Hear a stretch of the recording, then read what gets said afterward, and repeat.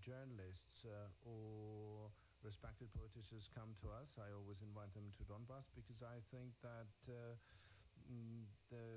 having an opinion about Donbass on a contact line can be done fairly only by those people who are there, who are walking on that ground. When I became the president in 2019, I made a visit to Mariupol, and at that time in Mariupol we could still hear shots and fire. We could hear the sound when the wind was blowing towards Mariupol, so it was quite close. I know these details. Now I'm aware of this, so I want the people, respected people like yourselves, to be there and to be able to go there. Of course, we do not see a bigger escalation that it has been before. Yes, the number of troops has gone up, but I was talking about this in early 2021, when there were drills of Russian Federation. There was a big build-up. We were supported at that time by the US, but the European friends, they called upon Russia to pull back. I don't think the situation is more intense than it was at that time. At the peak time in early 2021, it was very intense, but such informational attitude towards Ukraine, and it's a question not only to you but to the world. There was no such coverage at that time of Ukraine, and we've talked to the president. We've talked about this. We think that there has to be a balanced approach. I'm not saying that he's influencing American media. They're independent, but the media policy there has to be well balanced. If they want to know what the situation is, that they can come to Kyiv. Do we have tanks on the street? No. But the feeling is, if you're not here, the feeling is when you listen to them in Germany, in France, in Lithuania. I'm talking to the president of Lithuania and other leaders. The image that mass media creates is that we have troops on the roads, we have mobilization, people are leaving for places. That's not the case. We don't need this panic. That's a very important moment. I'm not saying that escalation is excluded. We have been talking about this for 8 years now. It has happened already. The escalation did already happen. Part of our territories are already, unfortunately, temporarily occupied. We understand that already. And economically, and I mentioned this to President Biden, I think the US supports that. I said that I started talking to the leaders of the countries and to explain to them that we need to stabilize the economy of our country because of those signals which say that tomorrow there will be war, because these signals were sent by even respected leaders of the respected countries. Sometimes they are not even using diplomatic language. They're saying tomorrow is the war. This means panic on the market, panic in the financial sector. Maybe I'm taking too long to answer the question. Is it okay? It's okay. So how much does it cost to our country? You have to, I want you to understand these things. We need unity of our people. People have to be certain and sure in their army, in their president. The people should trust their government and their special services. We are grateful for any support. But this varied information from varied sources cannot mislead our country, because this raises economic panic. I just give you the example of how much it costs. We have the record-breaking GDP in 2021, record-breaking number. We have the growth. In a short period of time, we had about almost 6.5 of new investments in 2021. But after, I think, after the beginning of this informational coverage, after this change in the information coverage, 12.5 billion has taken worth of investments were taken out of Ukraine, and from our golden reserves, which is the highest in the last 10 years, our country, and you understand, we can't handle this. alone. From the public reserves, from the state reserves, we have to take money in to stabilize our national currency. This is what we're trying to explain. This costs that's a lot. It's very expensive price to pay for Ukraine. And this is the price we're paying for the unbalanced, unreasonable information policy. And that's one of the deep questions, and this is why I'm explaining this when they're saying that we have some misunderstanding. We don't have any misunderstandings with President Biden. I just deeply understand what is going on in my country, just as he understands perfectly well what's going on in the United States. That's it. So we're done with about money. Bloomberg. Do we have Bloomberg here in the room? Yes, please. If you have a question over there, behind the cameras.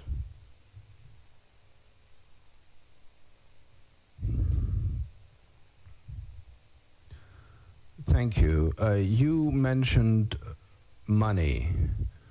What is your assessment of the needs of Ukraine in terms of funds? And if we're talking about borrowing, borrowing from which countries and which institutions and when? Thank you very much for this question. This is not just lending. It's a question of financial guarantees. The question is in sending proper, good signals. This can be investments or financial guarantees, which can be provided by a country. It's not even the matter of numbers, just for us to understand how this works. We've talked to the leaders of certain states, of the United States, of Canada. Canada proposed 120 million, and this is the message. This is the signal. I think France will respond. The United States will respond. We asked them for 10 times more than that, and that was our request. I don't know whether we will get the support or not and what amount that will be, but generally we had a conversation also with the EU. We will be getting the microfinancial assistance. We agreed about 1.2 billion and other funds as well. What we mean is sending the signal by different countries, the EU, the United States, Canada, by any friends and partners of Ukraine. And I think that for the stabilization of our economy, we will spend, I think about 4 or 5 billion. I'm not expecting anything less than that. So that's the amount of money we need right now. But the question is not in the size of this, but the question is that this is the signal of trust to Ukraine, to the stability of the economy of Ukraine. For example, IMF, their program is higher than $2 billion. This is the signal that we're expecting. And we're expecting for these tranches to come faster. CNN, please, the floor is yours.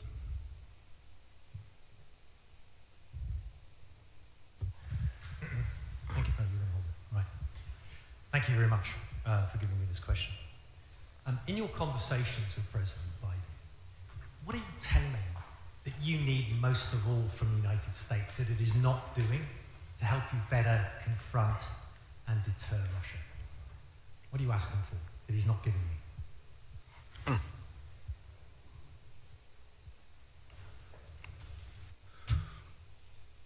Thank you for this question. I have a good memory of the face. I think we met in Donbass, didn't we? And I think you saw it for yourself. You have seen our courageous people. I think you saw that we all want peace, but we stand ready to protect our country, because I'm not just the president. I'm the husband, I'm the son, I'm the father. We have things that we want to protect, and that's why I'm discussing these questions in detail with President Biden. I want everyone to be on the same page as where I am. So They don't need to love Ukraine as much as I do. You have your own country, but at least I want you to get to grips with what we are facing and the risks and the details. This is why the questions that we have been discussing with the president, by far not the first time, we discussed what are the questions after the event. And this is the question not only to President Biden, where I don't have any separate questions for him personally. This is Europe and many other countries who are talking about this. So there are countries who still mention there are some preventive measures that can be introduced to make sure that Russia doesn't escalate. What we mean is that there should be security guarantees. When we are talking about NATO, we should go deeper into detail. I know that some members of NATO don't like us going into this detail, but we want to have something specific. We need to have something that we can count on. First of all, security guarantees, if we were talking about NATO, and the second is the level of our army. No matter when we get into NATO or whether we will be there at all, nothing in this case depends on us. Not everything depends on us. We have to develop our own army. We have to protect ourselves. But we understand right now perfectly well that if we are not part of NATO, then we are on our own in terms of protecting ourselves. And when you're on your own, protecting yourself, when you are single-handedly facing a very difficult country in front of you, then you ask a question, why are these sanctions applied after the fact? Is it, does this pertain to Ukraine? No, I don't think what will happen after this. Will there be a full-fledged war? Then why do we need sanctions after it starts, after the beginning of the war? So it means that these sanctions are not designed for our country, to help our country. Because this is to stop the full-fledged aggression towards the European Union, but this cannot be done at the expense of our country. That's not the way to do it. We had 15,000 deaths in the war, and many countries of the world discussed the sanctions which will be applied only after the fact. And I'm being very honest, and that's what I mean. So give us the reasons. Okay, we're not in the NATO, then okay, tell us you're not in the NATO. Tell it openly. We will never get there. And and I'm addressing this to many members of the alliance. Some of them do say that, some of them are afraid to say that. Some come here, we shake hands very warmly, and they say us, if it hadn't been for that and that country, we would have surely supported you. Others say, when everyone supports you, we will support you too. Why do we need to talk about the future? We have risks here in the present. Наступне запитання. The next question, channel 4, over there, second row.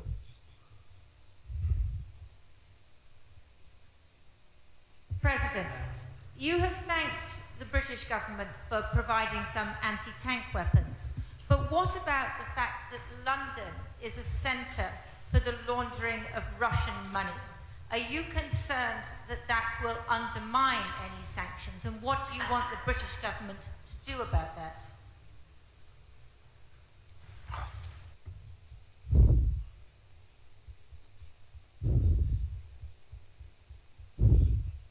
Very complicated question. I think those people who launder their money in London, they launder them not only in that capital city, but in all capitals where there is posh real estate, or the business they like, or historically money was taken out of Russia. And I think it's not only Russia. The former Soviet Union republics have a relation to this. Ukraine has a relation to that. Belarus, Kazakhstan. I don't want to offend everyone. That's why I said that it has something to do with all these countries, because oligarchs Well, there is such chapter in the history of the post-Soviet reality. After the Soviet Union disappeared, countries became independent, and apart from independence, these countries received independence, but together with independence, they received the oligarchy. And I will be honest with you, we are actively combating this process in Ukraine, and we have achieved quite a result. These risks may be even of higher priority than the if it hadn't been for the escalation, this would be priority number one. So after escalation and economy, third one is combating oligarchy, and the legislation will resolve that. We have passed the law, but I don't quite understand how can I help London. I think this is the question of the domestic nature of Great Britain. This is about their domestic decision. I mean, I can only say when we get rid of our own oligarchs, we can share our experience with other countries. CBS News, first row, please. President Zelensky, Holly Williams from CBS News. Thank you very much. I just want to go back to your first answer, and just thinking specifically about the Russian threat. What is it that you know that President Biden doesn't know?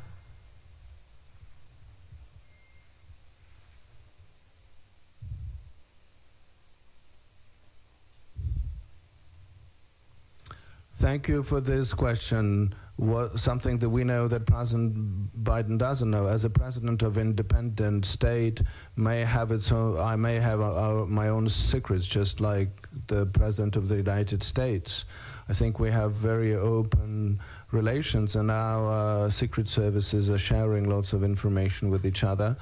But you have to feel the pulse on the day-to-day basis. You see troops coming in and coming back and withdrawing and pulled back, because there's different types of information that is intercepted. We understand how these special troops are working under disguise. They're working in the Donbass and many oblasts of our country. I don't want to sow panic, but we are handling this with our forces. I would like to give you the example. If you look only at the satellite, you will see the increase of troops, and you can't assess whether this is just a threat or just attack or simple rotation. So our professional people, they look deeper into it. We see how they change clothes, how they put the tent, that several brigades came on the border, but we can see that there is no one there. On the slide, they have taken the people back out. So it's just only psychological. They want to make believe that they're there, and that happens closer to the big meetings, Normandy 4, the Minsk agreement. So they're trying to build up the psychological pressure. So and we do see these things happening, and this is why we clearly understand. Remember, we had the build-up of troops in 2021. There was the peak of these drills, and there was a signal sent by Russia and some European countries that it turned out that Russia started to pull back the troops, and then it was confirmed by many mass media and the intelligence, but our people saw that the army wasn't pulled back. they would pull back several steps and then bring them back. And we saw it at that time, and we said that in the early 2021 this was done just for the show, for their internal constituency, that the drills are over, we're not threatening anyone and we're pulling back. But in fact it didn't happen at that time. So I think that these are the things, these are the details that we see and we better understand. Sky News, I know that you have your crew somewhere close to the front line, so question is for you. Fact that you are talking down the threat of an imminent invasion just to preserve your economy, and actually the Americans are right. It is a real possibility that can happen imminently. Is that what's really going on here?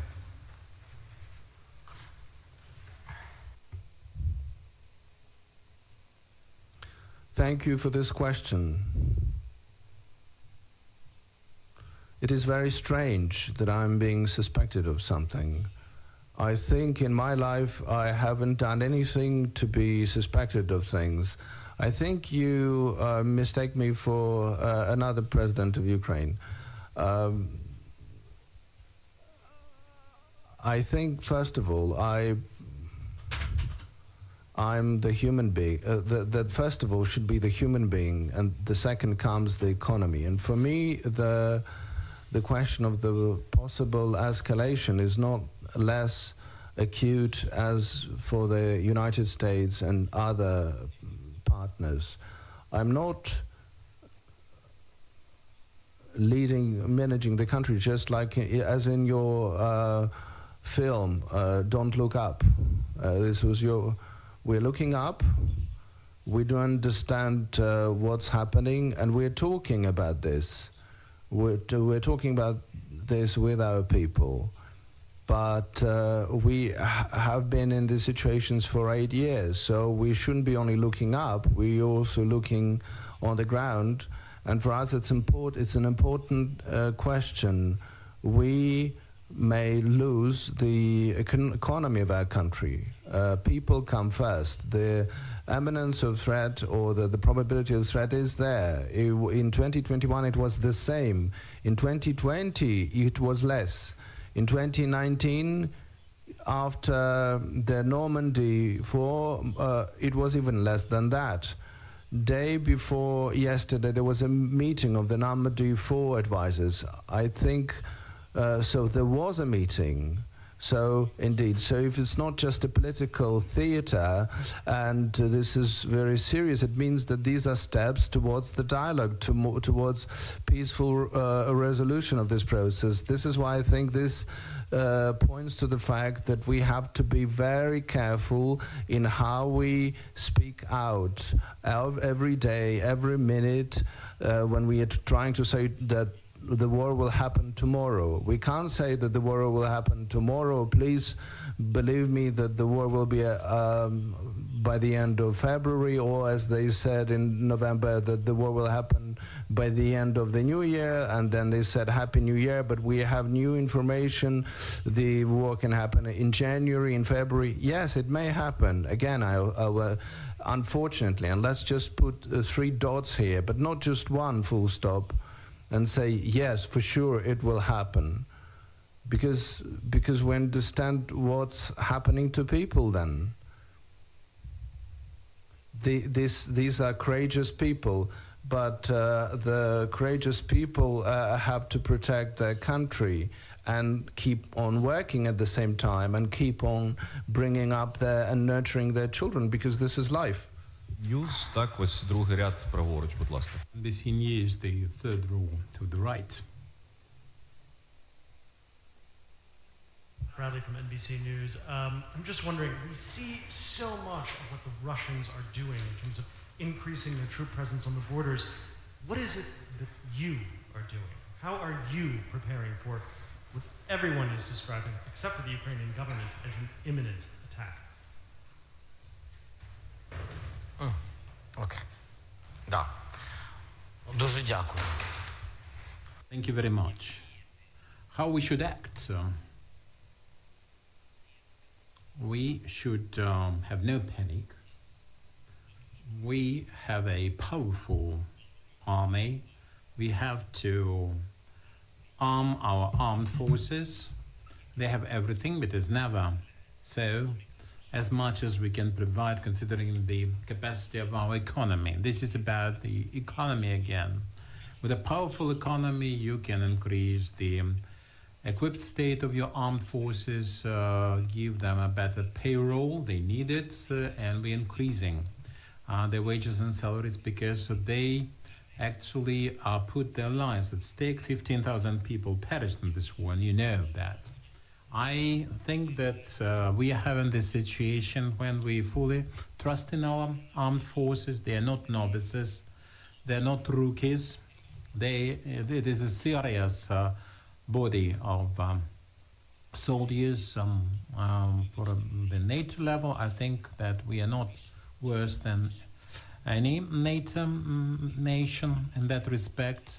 We have the same level, we are on a level because we have the lessons learned, the combat experience, the experience of losing their friends. They protected their state, defended, they shoot back, they fight back. I have to say this here because they have proved that they were good in Afghanistan, military reconnaissance force, 1,000 people evacuated in a very experienced fashion. So we have to do everything to make our army stronger. God forbid we have this big war, the morale of our people will also be a defense asset. And people have to work for our state, for its economy, and for our armed forces, which are prepared to defend the state. There's a question from BBC, the second row, please. Mr. President, I wanted to understand directly from you then. I understand, of course, this is a conflict that has gone on for many years. I understand that the threat from Russia ebbs and wanes, it comes and it goes. But could you tell me directly your assessment now of the threat from Russia to Ukraine? And a further question, if I may. Given that Russia is making its view extremely clear about Ukraine's possible membership of NATO, I wondered from your perspective, is the theoretical membership of NATO at some point in the future a goal, an ambition that's worth fighting for? Дякую вам. Thank you very much. Well, a proxy war, and this is the proxy threat, or threats in plural, threats to Ukraine and other countries, also in plural. We are not the only neighbor to the Russian Federation. We are not the only neighbor to the temporarily occupied territories. With a full-scale war, there won't be just a war with Ukraine or against Ukraine or just in the territory of our state. This is going to be a proxy war, info-ops, cyber-ops. We are trying to protect our sites, but we can understand where it is launched from, the Russian Federation, other destinations, so to speak. Now, if we discuss war with the result of firing, this is one kind of war.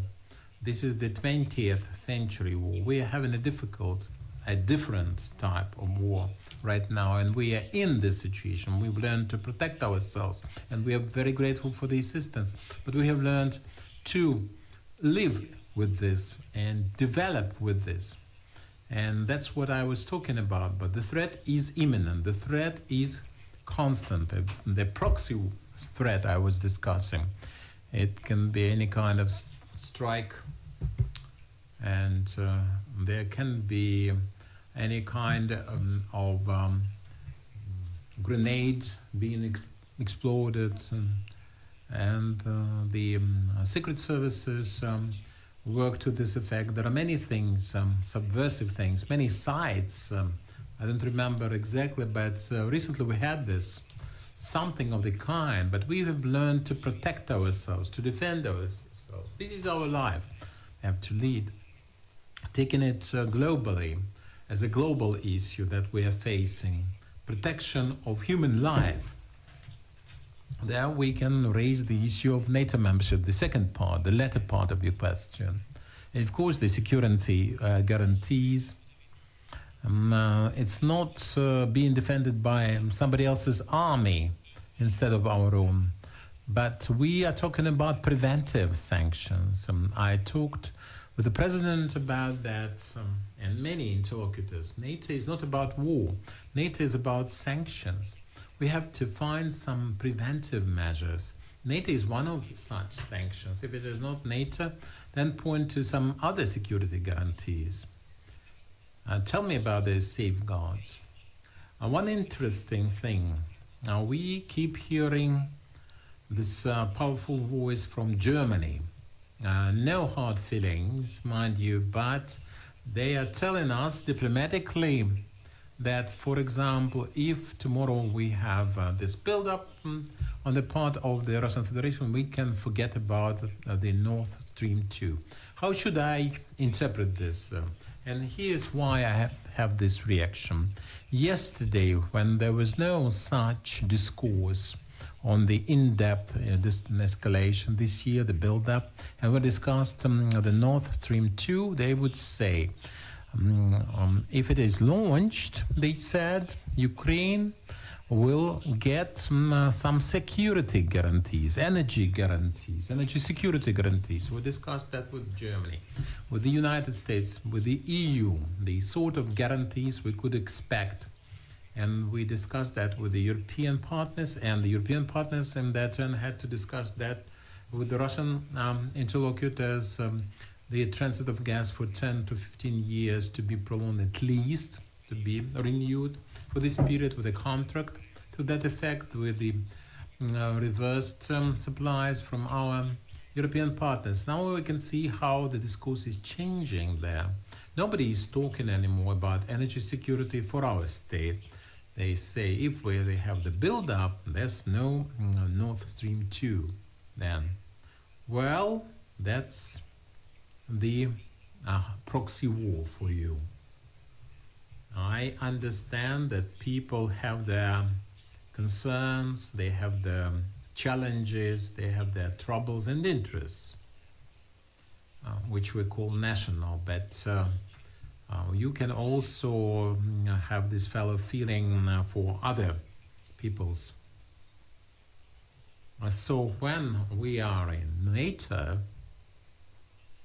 well, it does not depend on us when we will be there, unfortunately.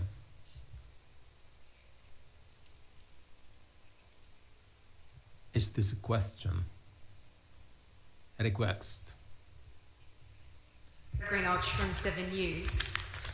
What more could major non-NATO allies, countries including Australia, be doing to assist or support Ukraine at this stage?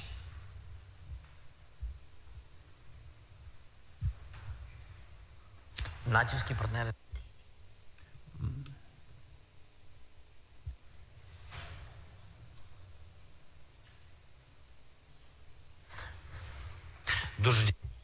Thank you very much for your question. Unfortunately, I have to say that we are grateful for the support already rendered, and I was talking about the financial safeguards. Don't interpret this as some kind of lending facility to stabilize our economy. But we need stabilization for our economy with investments, FDIs coming from some country of origins.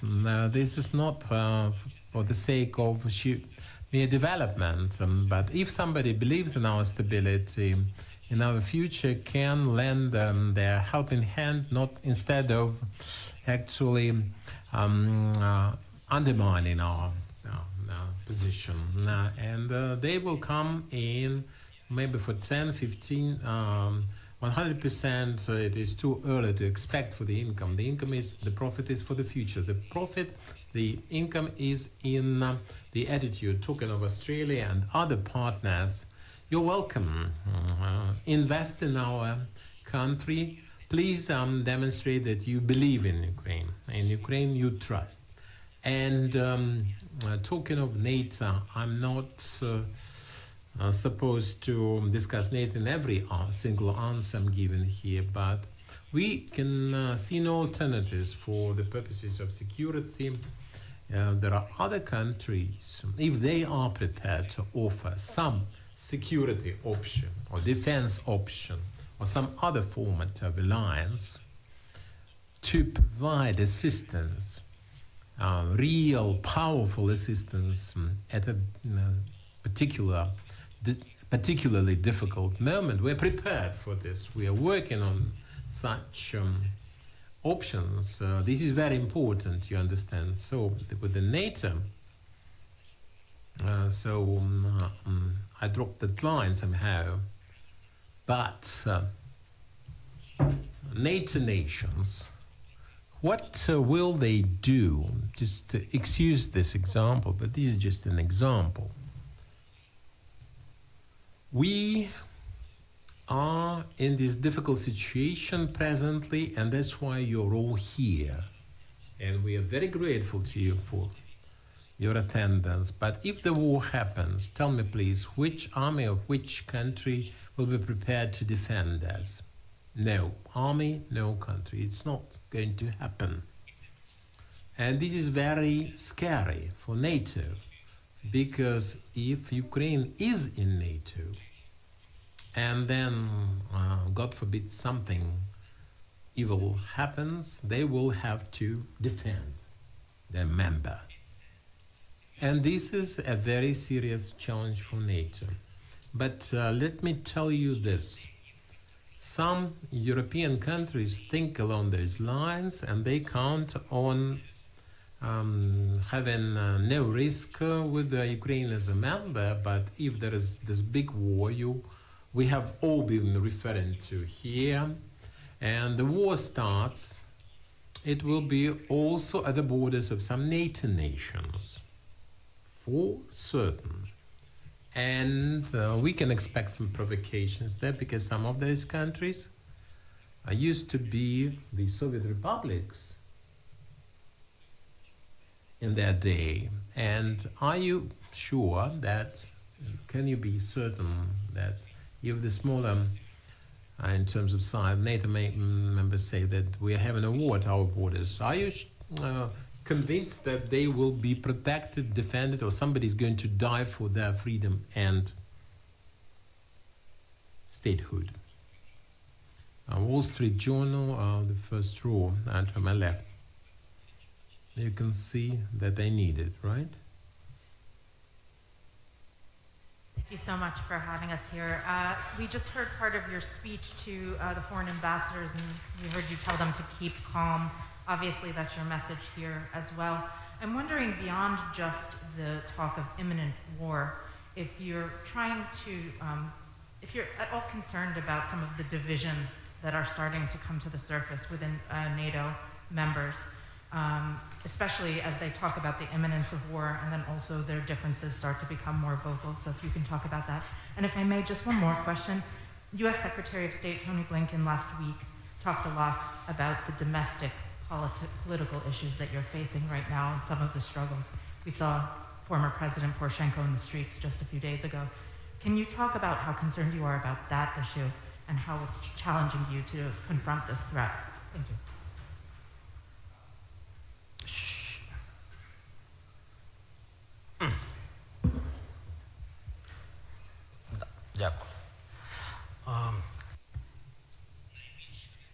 The biggest risk for Ukraine and the biggest risk for sovereignty of our state, and here we are united. I can tell you this frankly. We are united with all our partners, the EU, the United States, the UK, NATO nations. Now, I cannot discuss some specific detail along those lines. you understand. But what is very important is that the biggest risk is to fail to hold the country together. This is the domestic destabilization inside the country. This is the weakest link, or the most dangerous prospect for Ukraine. I'm talking about economics here, but this is just one of the factors. The unity of leadership, trust in the president of Ukraine, trust in the incumbent president, and understanding on the part of other politicians in this country that they are former presidents or future presidents, they're not incumbent presidents. This understanding, wise, honest, and legitimate, makes our country united and strong. And if we are united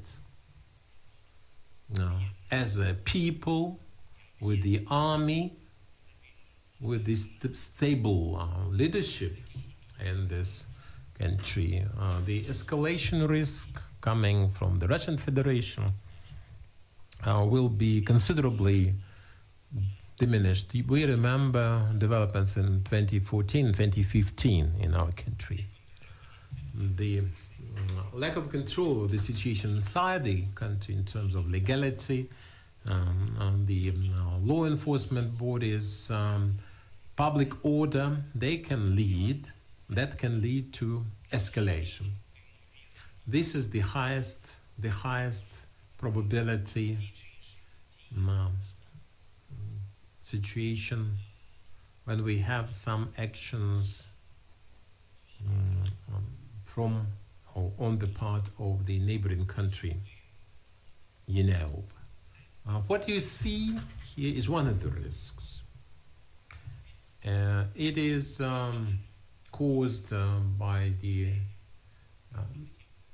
political activities of some politicians, some representatives of the political elite of our country that are making their own policies, and they are doing their own public relations.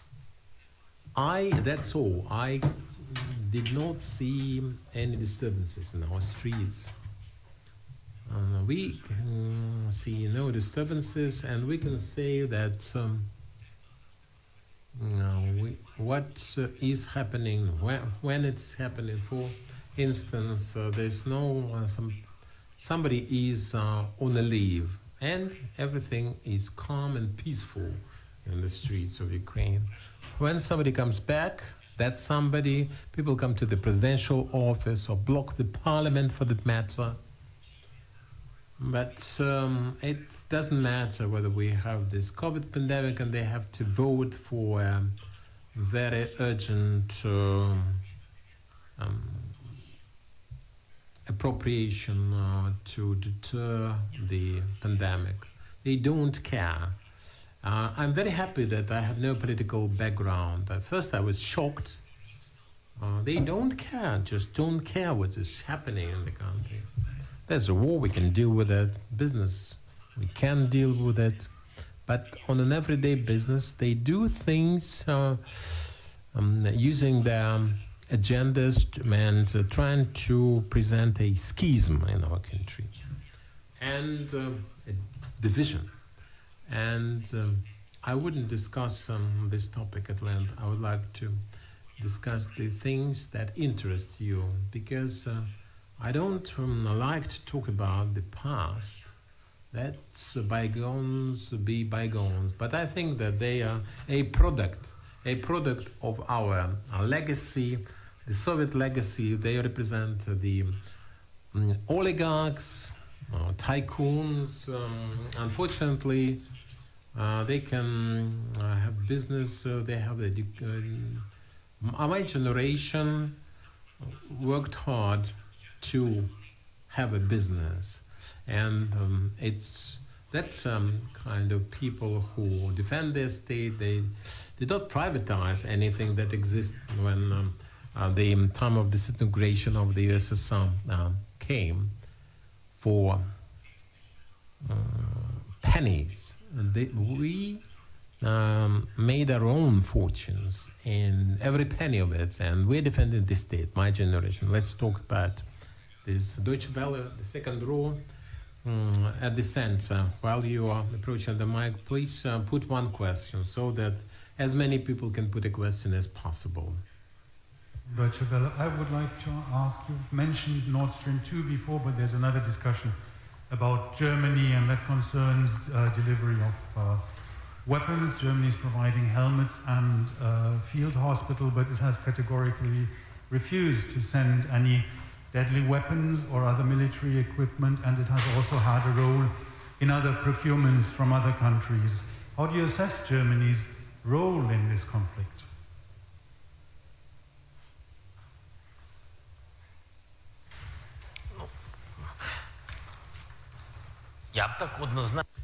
I cannot say that Germany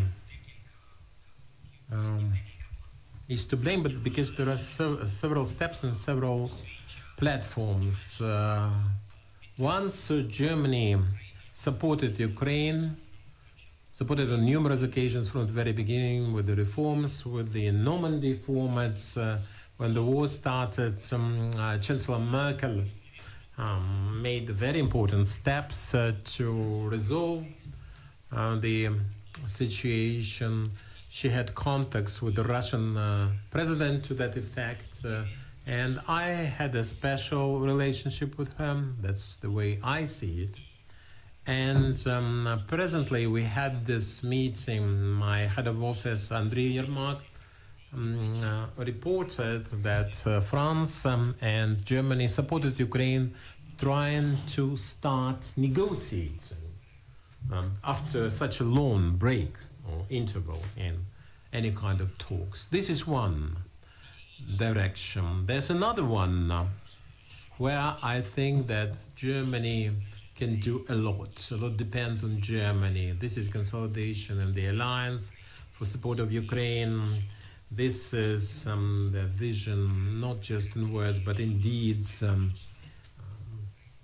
as to the membership for Ukraine in the EU. And you should be proud that your state has such a weight and such an influence over the other EU members because of the economy historically. So there are many answers to the question why, but this is on the one hand. On the other hand, you have to understand that we are always aware of all this. We are aware of your influence over these countries. That's why we expect you to help us in that area. For the lethal weapons, this is not the last and the only example, or this is not the first and not the only example. Let me give you another one. With the energy collapse this year, and we had great difficulties, very grave difficulties, because of the blockage of the coal supplies, the troops around us, the panic, no purchasing from Russia, and our coal being mostly in the temporarily occupied territories.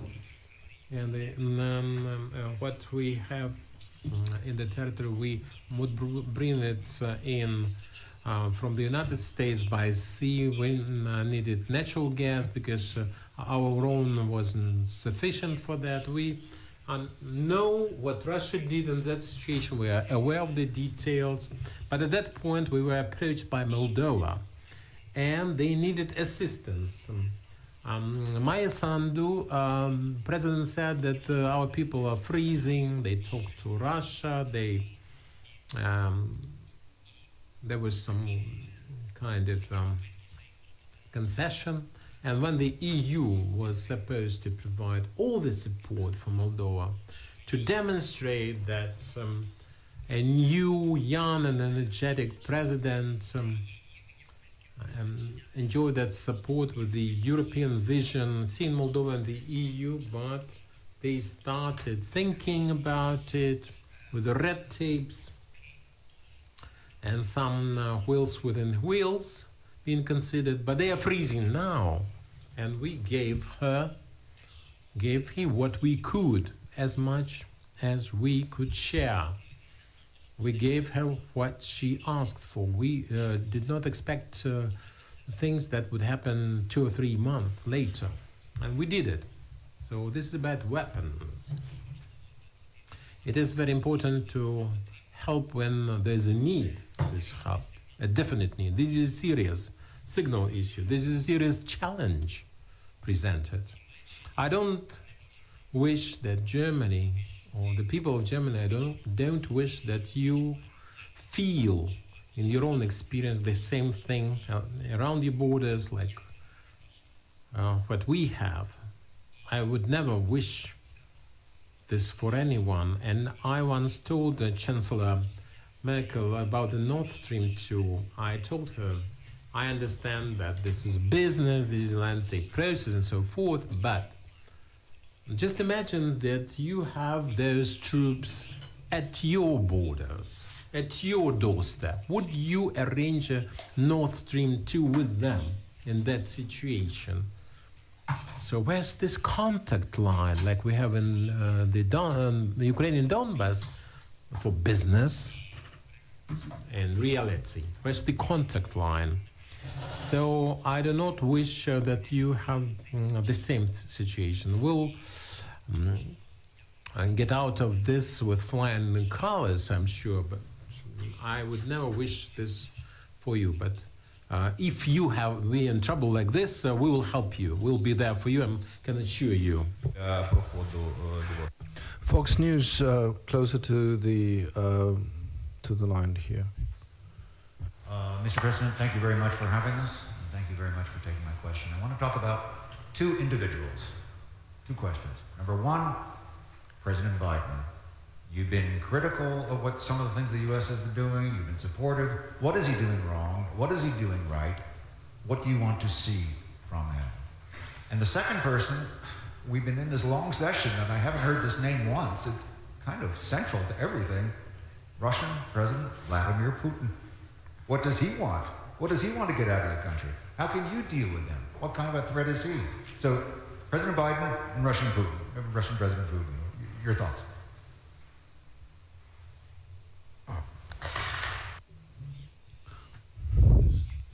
First of all, I would like to say that I don't want Ukraine to be the result of the agreement between President Biden and President Putin. President Biden recurrently assured me, and yesterday as well, that nothing will be decided behind Ukraine's back about the destiny, about the current and the future of our country. This is a very respected position, and I do believe that it is the case. President Biden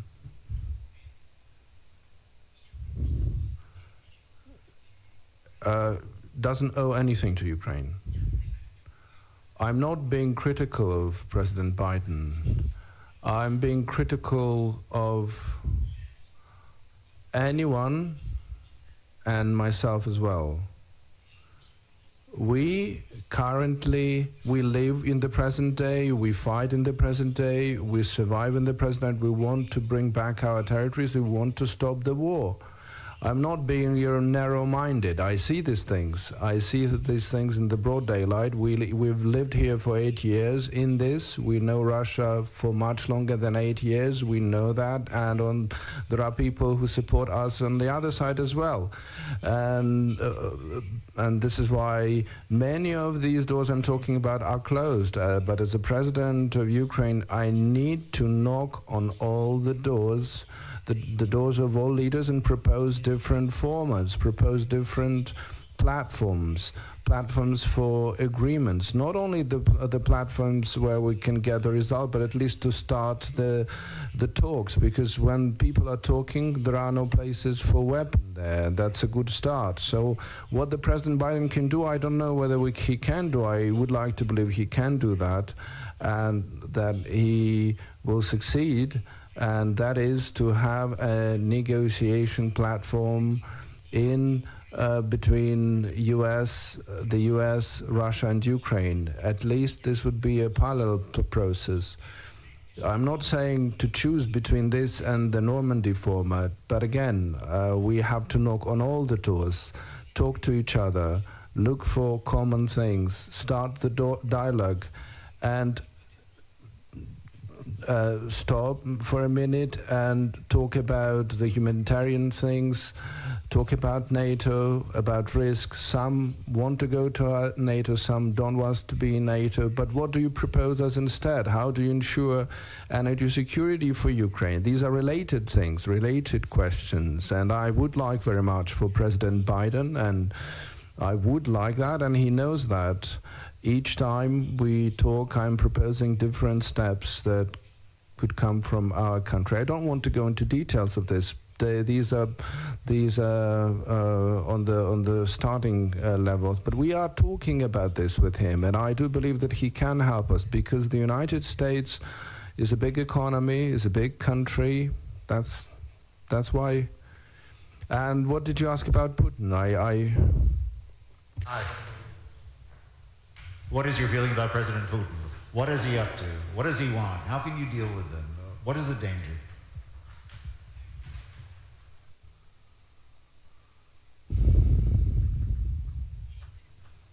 What I think, if Russia is communicating that they support Minsk negotiations and they are not going to attack Ukraine, and they say this openly from different mass media, with the lips of different political statesmen, at least they could show some steps to prove them true.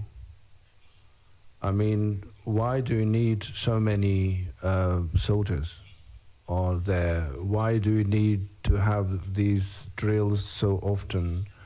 Well, I mean, why drills? They can do everything. They have a powerful army. Why do you need drills to happen specifically here on that territory, on that border? I mean, you understand that this means risks, that everyone responds to this. This is indeed dangerous, because we have been in this for many years. Some were on this side. I mean, there can be any provocation. There's a big, just the mere fact of accumulating troops is the big risk. Even if you're not going to do something, it's still a high risk. It still may happen. Why are you doing this? To threaten? What is this sadomasochism? What is the pleasure of this, of someone being afraid? We are not afraid, but there are people, ordinary people who live there, who live in their houses. They are not military people. Why? What's the point of this? Why? Just to put our economy flat on the shoulders? That's impossible. I mean, they're big people. We are big people. 40 million plus is a lot. We have generations growing up who will remember these things. They will never forget. So, specific things. Concrete things. If you have a question, let's sit down and discuss. I mean, I think the foreign minister of Russian Federation recently said again that if the president of Ukraine wants to negotiate and agree, have him come to the St. Petersburg or Moscow or Sochi. Well, first of all, why?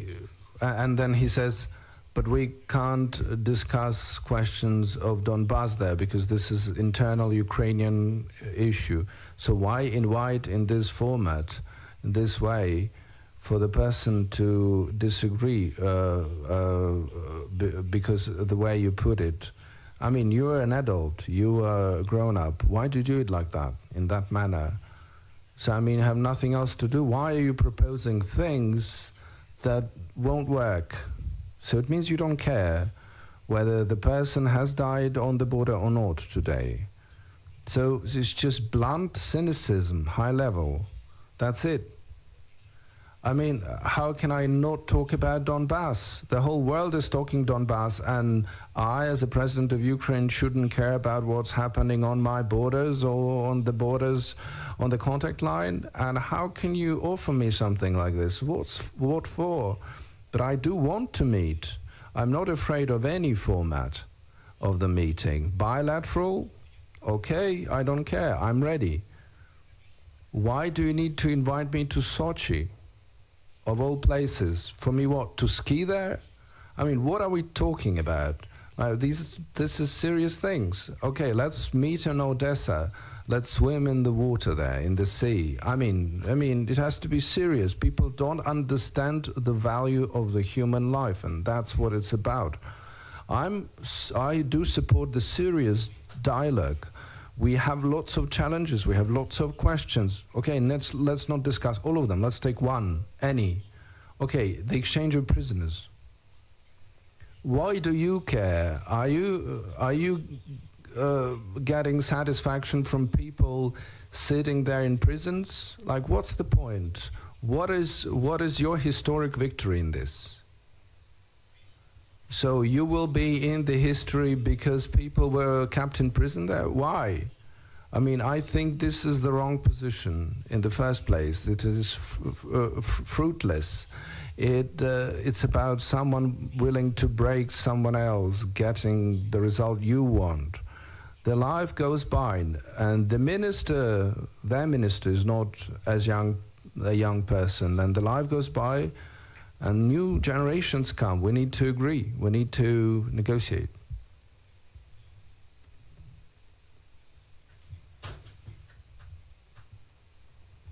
Guardian, будь ласка, так. Mr. President, Luke Harding from the Guardian newspaper in London. You've complained about panic. One of the reasons people are panicking is because the US and UK embassies withdrew their non-essential personnel last week. It's happening now. Was that a mistake, that decision, in your view? Yes, I think it was a mistake. I say this openly. I can't say that this is the mistake of the governments of these respected countries. Say this is our mistake. For us, this is a mistake. The signals that we were getting from the diplomats that these are non-essential stuff, I don't think so. Under these circumstances, everyone is essential. Everyone should stay. To be honest, in the city of Mariupol, in the east, we have representatives of the diplomatic corps of Greece, even in the city of Mariupol, which is on the contact line, where the contact line is very close, where you can hear cannons fire. The Greeks didn't take anyone away. I'm not comparing things. I'm not comparing countries. I just want to tell you that this is such an important message. Everyone is looking at this. Everyone understands which countries of EU respond, how the Britain, how the United States react.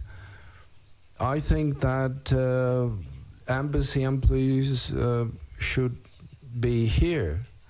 These are the captains. I'm sorry, but this is the captains of the diplomatic corps. They're the representatives of their respective countries. And the captains are the last who should be leaving the ship. And I don't think we have a Titanic here. Ukraine is moving forward. ABC News at the very end over there. And dear colleagues, it's over an hour, so we're coming close to the end, just to warn you. For being patient with us all. You began by saying that you know the details better than any other president. So I'm interested, where, in your judgment, do you think the White House and the Pentagon are going wrong? And one other question, if I may. If you're wrong, you wouldn't be the first Ukrainian president to underestimate Russia. Have you thought about that prospect? Thank you.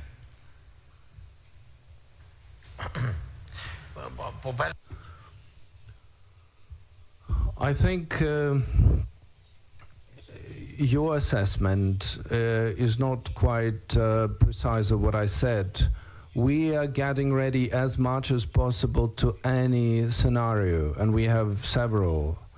And by the way, your countries are aware of them, of many of them. We don't keep secrets from our partners. They see this. They see that we are preparing as much as possible. That's what I mean.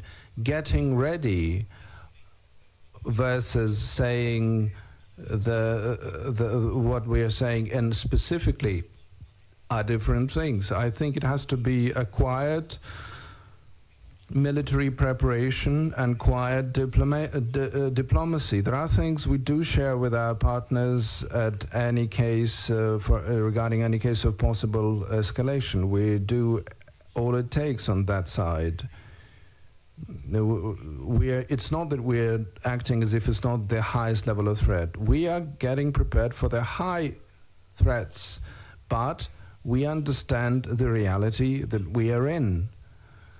I can't prove myself right or wrong. We see these hundreds of thousands of troops, 100,000 troops. There is no mistake there. We do see them.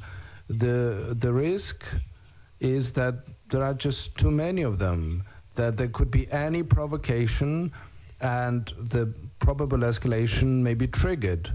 Accidental provocation or non-accidental, as you may gather, it wouldn't matter if there are casualties, and we may lose lots of people. I don't think that it will end up as it did back in 2014, because first, we didn't have this kind of army at that time, and second is that people's perception at that time was a bit different. Now, firstly, everyone is very patriotically, has a very patriotic mood. Then, secondly, everyone has seen what has happened on the temporary occupied territory, and they all perfectly well know that this is not what they want. And this is why I'm saying this is the high risk, because it wouldn't be that someone will just take a bit of something. It won't happen that way. Informationally, no one will able to do what Russia said, that there was no presence of Russia there. It's just all local people. Not in this time. No local people is not prepared to take over government buildings, administrations. They are not getting ready for that, and they are not doing this. We understand this very clearly. I'm describing you some details that we're also sharing with some of our partners, something that we often know more. We know the mood of the people, and this is not just opinion polls and numbers. This is the reality. We visit these cities, we talk to people, we walk the same streets. We understand clearly and precisely what's happening. So this time you can't say that local people think that they want to live in a different way, and it's not. And Russian will not be able to say that we didn't occupy. It was civil war. This time around, it won't be possible. It would, if it happens, it will be an open war, a horrible war. We understand these risks, all of them. I'm just doing what I should be doing as the president of Ukraine. The first part I forgot, please. Can you, yes, please. Yeah, the first part was that you understand the situation better than other president, which seems reasonable. So I'm just interested, where do you think the White House and the Pentagon are going wrong in their analysis?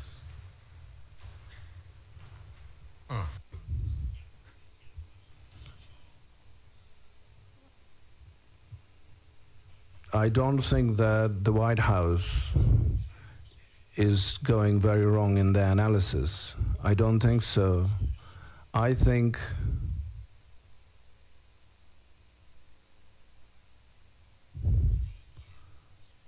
that they are participating in this informational situation that is created around our borders. And because the White House understands that there are risks. They keep articulating this. They keep supporting this theme, this topic, and they make it as acute, as burning as possible. And this, in my opinion, this is a mistake. This is just my personal opinion, because these are the signals which says that this is how the world responds, and the world responds to the information like that. Another situation is the situation with the diplomats, the question that you were asking. How would I put it? I think these are redundant and wrong steps that don't help us. Right now, they are not. These steps are not contributing to our situation. There is military support, other financial support, financial support. We are grateful for the support, but I can't be like other politicians who are grateful to the United States just for being United States. I'm saying the truth. We want to be partners and true friends. I don't want to lie to you. My problem is that I don't want to lie to you. We need to wrap up soon. One or two questions more, please.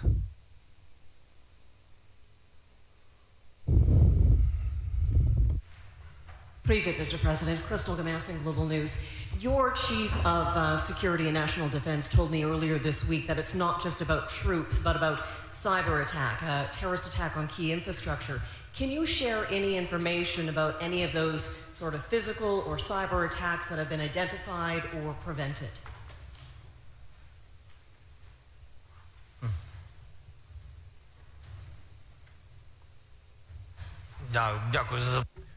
Thank you for the questions. We have had quite a number of cyber attacks. We have prevented those, and we did manage to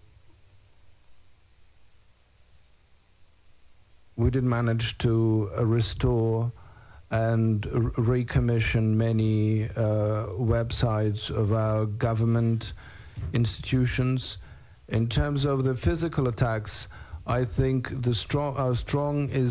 team is strong is that we can preemptively prevent knowing that there could be casualties if we don't. Some of the processes on the streets that should have happened, our Secret Service have prevented very strongly, and our law enforcement has worked very well. We understood that there will be very strong provocations. It is true, and it was well done. I can't give details on how our guys worked in this case, but we can see that this was without casualties. There are things that we have gotten used to by now. We understand that this is a problem. It's when all the schools in Kyiv were reported to be bombs or mined. So there were phone calls warning that there are bombs there. So we understood where these phone calls were coming from. These were from the temporary occupied territories, from the Crimea, lots of cases like this. So they're done on the daily basis. There is an action plan to make sure that we do not lose any single life, not to have any explosions in the schools. So far, we are managing to do such things successfully, but there's lots of disinformation. Even about these bomb reports to the schools and to kindergartens, there's lots of disinformation. There's lots of calls, lots of warnings. We do find some of them even on the territory of Ukraine. We understand how that happens. We even found people who have come from the temporary occupied territory. The person came and they wanted to go back. They were detained. There was the consulate of the Russian Federation was put on fire. So in Lviv, in the city of Lviv, the consulate of Russian Federation was put on fire. You understand this is a provocation. So a very unpleasant situation. There are lots of them, but Our law enforcement, our Secret Service are working on the daily basis to prevent this. So we understand that we need that they need provocation every day to disbalance the situation inside Ukraine. So the last question, this road to ABC News, please, center. Second question. There are all of these negotiating diplomatic tracks that are ongoing. Some of the most important ones, Ukraine doesn't even have a seat at the table. And Russia's main demands are posed at NATO and at Europe, not at anything that Ukraine can ever give to Russia to satisfy them. Do you feel like Ukraine has been reduced to merely an observer to its own fate? Do you feel like these countries are fighting over Ukraine rather than for Ukraine?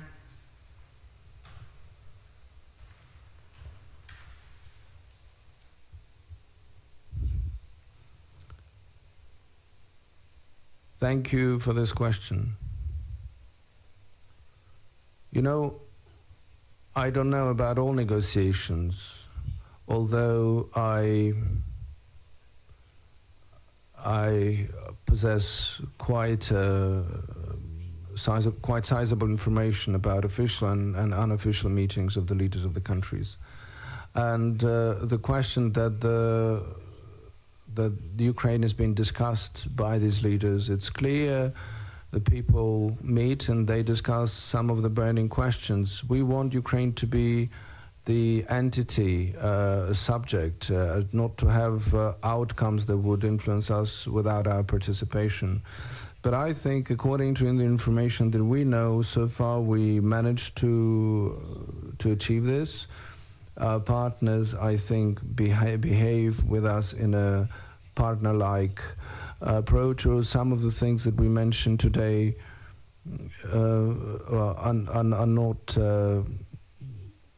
completely clear to us, but nevertheless the question is who we are and how we feel ourselves to be and where are we going, and the most important is the certainty. And I am absolutely calm when I say that Ukraine is an independent state, it's a respected state, and the decision will be with the people of Ukraine. No one will decide instead of us. Even if these leaders agree about something, I am sure that these agreements will be illegitimate and temporary in nature. Thank you, Mr. President. Thank you, dear colleagues. I do hope that you will receive all the answers to your questions, and thank you for your interest to Ukraine.